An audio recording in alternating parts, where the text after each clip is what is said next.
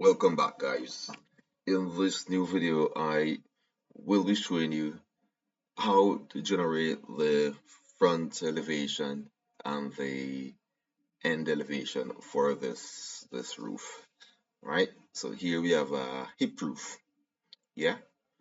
Our next step to generate a front elevation first, you will need to be able to uh, produce lines from these points. Remember now that on the plan view, the rafters are either at 90 degrees or they bisect the angle. Yeah, or they bisect the angle. Alright, so to be able to produce the front elevation for this, we need to produce this line. So for that I would use XL, enter. Then go for vertical, left click here, left click there, left click here, left click here, escape. Then I'm gonna draw a horizontal line,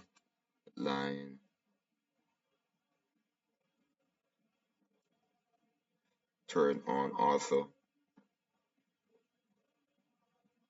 I draw this there. This might be a little bit too close, to the top. It would be good to turn on perpendicular line in this case. So for that, I'm going to OSNAP, OSNAP, enter. And I want to ensure that perpendicular is activated. Yes. Now, before you start drawing in AutoCAD, you want to ensure that midpoint is on, node quadrant.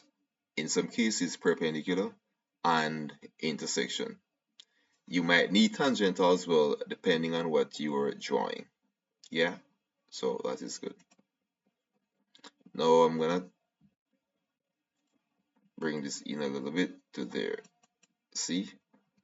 Then I'm gonna drag this down a little bit more to about there.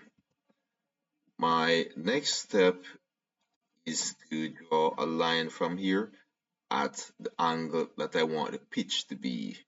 And in this case, the pitch should be typically 30 degrees. So I engage line, alpha line, enter, left click here, drag, press tab key, tab, 30, and enter. Then I go from here, draw a horizontal line there, then down to here. And that part is done. Trim, TR, and enter, touch here, and that is done. Now here has a fascia board. Here has a fascia board.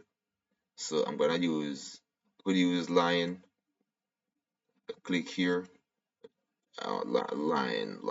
line, then left click here, then go down 250, 250, enter, and then go across to here, then go back up, and that's pretty much that. Now I'm going to use my outline to distinguish the outline from the construction line. Where is outline? It says no outline. Whose setting up is this? Outline.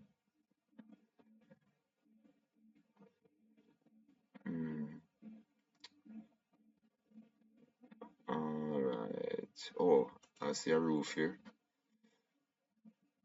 Oh. I'm gonna click on this, then I'm gonna click there.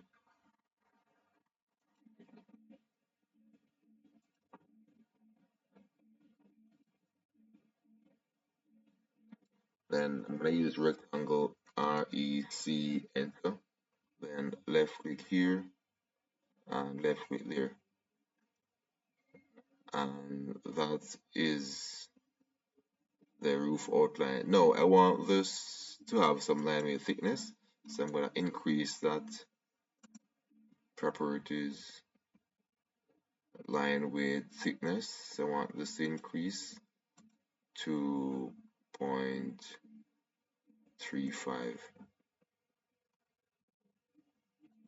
I'm gonna use match property, MA, enter,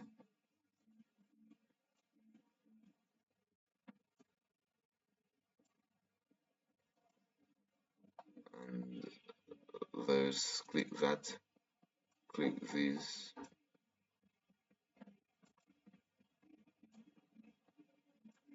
and we have that. Yeah. Now we know that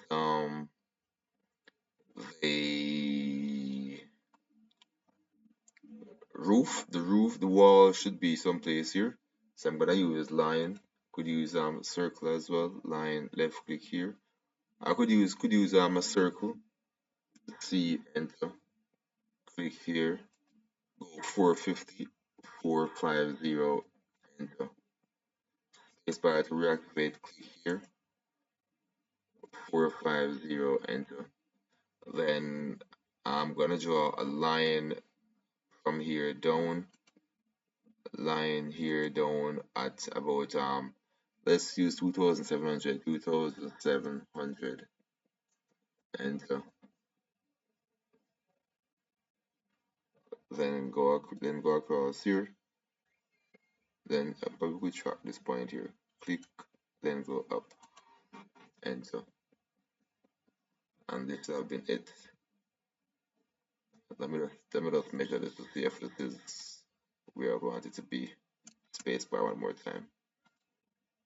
2700. Okay. So this is basically how we draw, or we generate the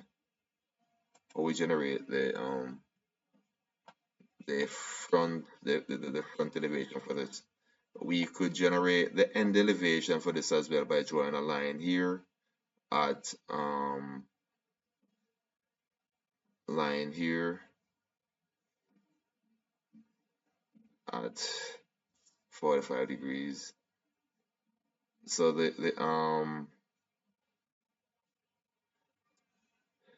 all right, so we could generate, yeah, we could do that.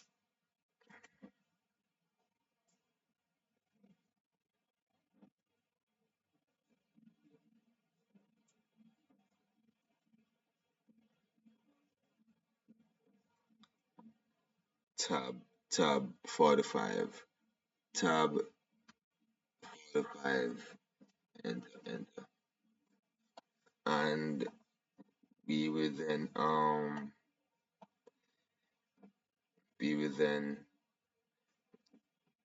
generate use rectangle for the construction. I am not comfortable with third angle projection, to be honest with you, with the plan being on top. That is really I'm used to, I just have this first angle phobia. So then click here. I'm using a rectangle. This is a little pale. It's a little too pale for this purpose. Rectangle, and gonna trace this point, and I'm gonna go up to where it traces point out here as well. So there is the, and I'm gonna go back to rectangle,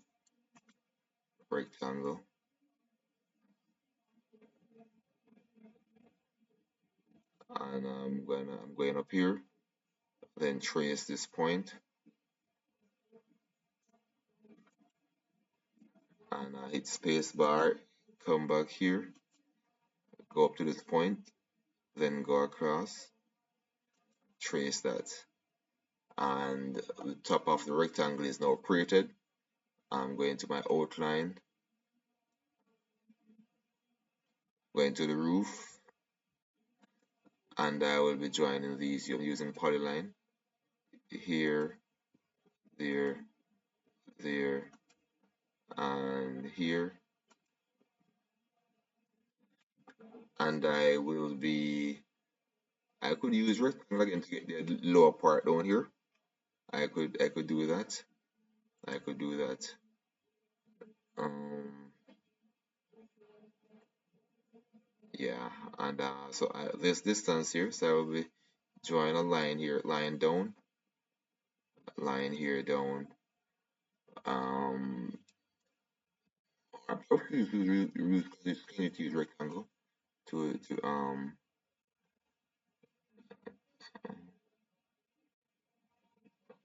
All right, yeah, use I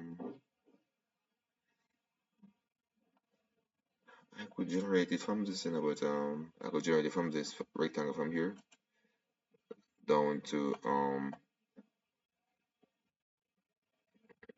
down to this point.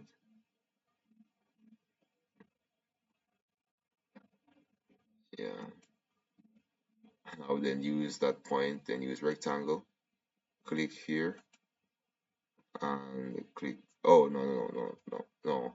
I would need to it would be easier if I just I would need to offset this, get the offset distance for this, but I could simply I no this supposed to run from here. This runs from here. Just draw a line from here. Don't. Why am I confusing myself? Why am I confusing myself, man?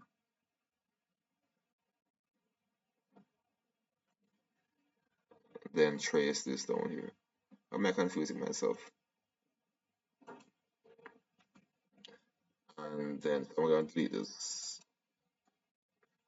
And then this distance for this distance here, circle, circle. So you should realize by now that I love to use circle to transfer distance. I'm gonna use that again in this case, transfer this distance here.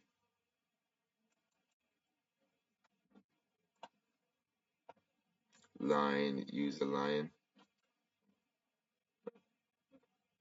from here, and I'm gonna track this line to here, and click right there, enter. Now I'm gonna copy this, or I could simply mirror this. Mi, enter, choose the midpoint here to here, enter. Then I'm gonna draw a line here, and then I'm gonna change to outline layer, M-A, enter, touch this, touch that, touch that, touch that, left click and drag, uh-oh, click this, click that, click this there, go and touch on that, touch on this as well, and then use match property, M-A, enter, to return this to that original layer. And here we go. That's basically how we generate the orthographic view for orthographic view for